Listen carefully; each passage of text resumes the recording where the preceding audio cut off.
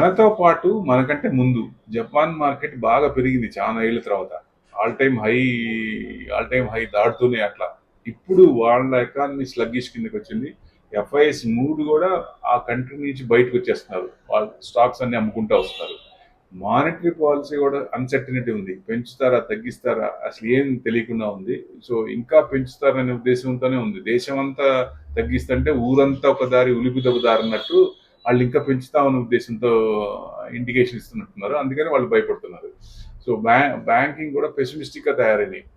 Outlook governance reforms కూడా అంత ఇదిగా లేవని.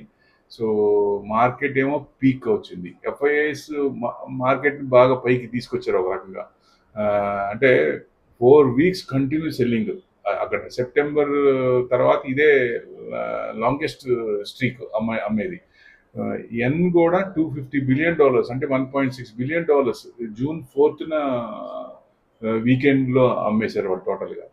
జపాన్ మార్కెట్స్ అంటే జనరల్ గా వాళ్ళు material risk of correction they are facing అనుకోవచ్చు ఒక రకంగా.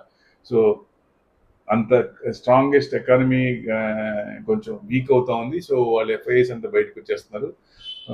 ఎన్ కూడా వాళ్ళ కరెన్సీ కూడా వీక్ అవుతుంది. జనరల్ గా ప్రీవియస్ కరెన్సీ వీక్ అయినప్పుడు ఎక్స్పోర్ట్స్ పెరుగుతాయి. బట్ ఈసారి ఎక్స్పోర్ట్స్ కూడా లేవు. సో డిటూరియేట్ అవుతున్నాయి. ఎకానమీ డిస్టర్బెన్స్ గా ఉంది. సో ఆ కంట్రీ నుంచి బయటకు వస్తున్నారు. ఎటు వెళ్తారు ఎఫ్ఐఎస్, ఏ కంట్రీకి వెళ్తారు అనేది ముఖ్యం ఇక్కడ. ఇండియాకి వస్తారా, ఎక్కడికి వెళ్తారు? Thank you.